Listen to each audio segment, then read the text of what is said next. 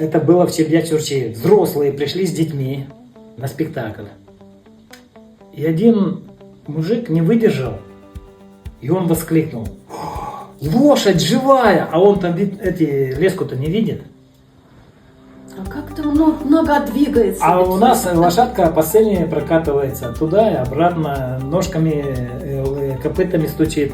И он так, как ребенок: она живая, что ли? Леску не видит. И не выдержал, и подбежал ведь близко. Она на веревочках.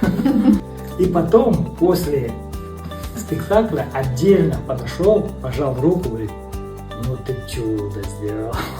Такое впечатление у него.